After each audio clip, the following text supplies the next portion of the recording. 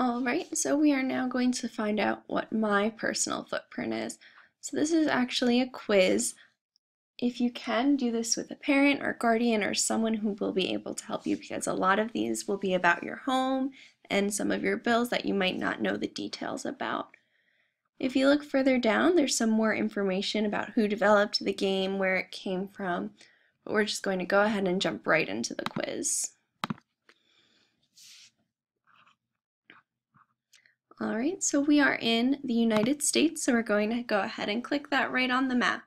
And we are going to find out our ecological footprint, or how many planet Earths would it take to support my lifestyle in the United States. So you can go ahead and you can actually just get started. You don't need to make an account for this. You can create your own avatar or just randomly generate one. So I'm going to go ahead and do that. And we're just going to watch this little animation as it goes along. So first thing you do is you think about how much food you eat. For this, we're going to actually enter our detailed information so we can get the most accurate answers we can. So just go ahead, and these are all sliders with the varying. So if you eat meat, if you eat beef or lamb, nearly every meal slide that all the way down. If you never eat beef or lamb, slide it all the way to the left. So I'm going to go ahead and move my sliders around until I feel like they're accurately representing my diet.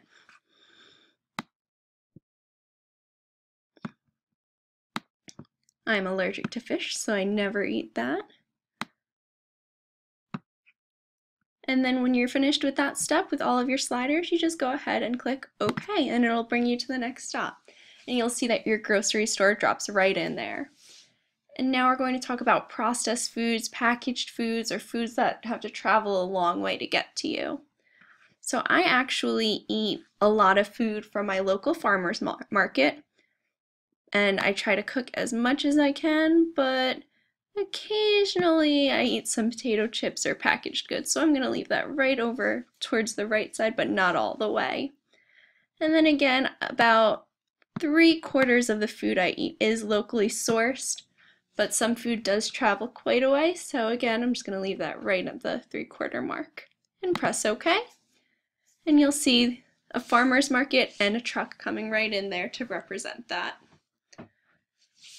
So now we're going to get into talking about trash, and again, we're going to stay with detailed information. And then how much money or how many new things you get every month. You could just slide that to however you feel is accurate. And of course, this is where your parents can start coming in too, because you're not really purchasing household furnishings yourself, but they might be. Same with appliances and home entertainment. That involves cell phones, TVs, computers, anything like that. We're just going to go through and click OK as we finish each section. I've actually taken to reading all of my newspapers and books on a tablet or computer, so I'm going to drop that all the way down. And then over here it's asking about how much you recycle. So we do recycle in classrooms, as you can see our recycling bin. If you recycle at home, go ahead and slide that up. If not, you could probably leave it in about the middle. And this is about plastic waste, so water bottles, containers, anything like that. And go ahead and your trash bins will drop right in there. And now we're going to ask questions about your house. So I live in a condo, but it's not quite a luxury condo because it's not several floors. So I'm going to just stick with a duplex because there's only 2 floors in my building. And that will drop right in there. I do have electricity. Unfortunately, because I live in a condo, I can't quite live off the grid yet.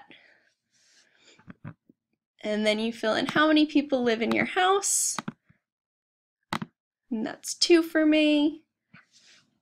And like I said, I live in a condo, but we are going to stick with our detailed information. Again, your parents will probably be able to help you out with this. I know I have vinyl siding, and unfortunately, like I said, we don't have very many renewable resources because we don't have that control in a condo. However, we are very good at saving money and not spending it on electricity.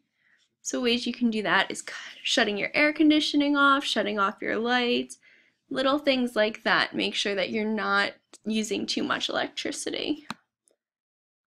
And gas, I'm going to say, is about the same. And that's what usually heating or your warm water, so cutting down showers or shutting off your heat if it's not that cold are definitely ways you can cut that down.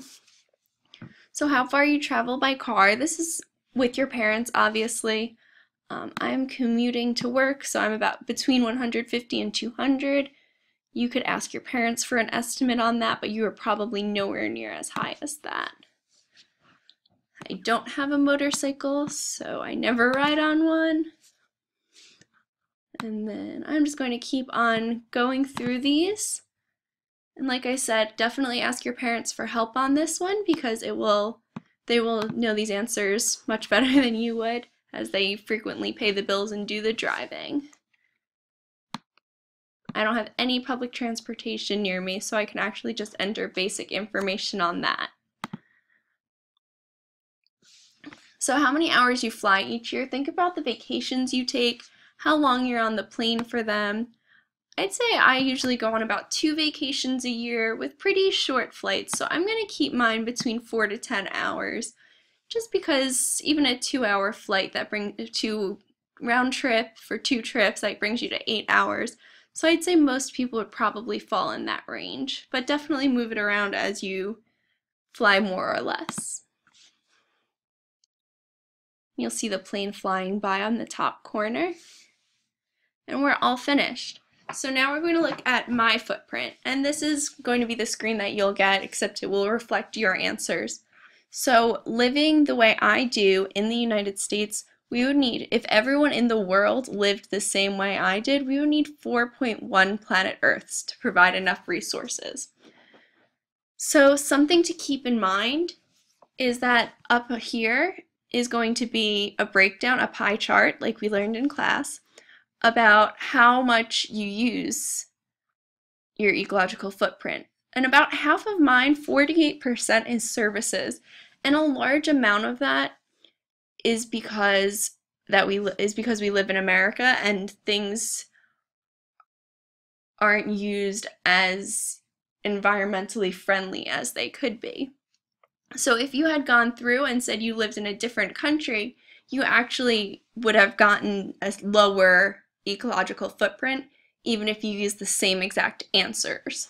So that's just something to keep in mind, that it is a little bit inflated because of where we live.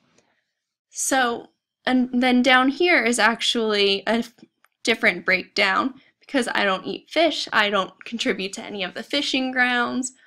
Forest land is where you get the papers that we recycle or not. Grazing land and cropland would be food. Energy land is electricity. So you can see how everything is broken down right here. And then you guys can go through and actually explore scenarios. So this shows different ways that you can change your habits to decrease your ecological footprint. Alright, so you guys can go ahead through and see what happens.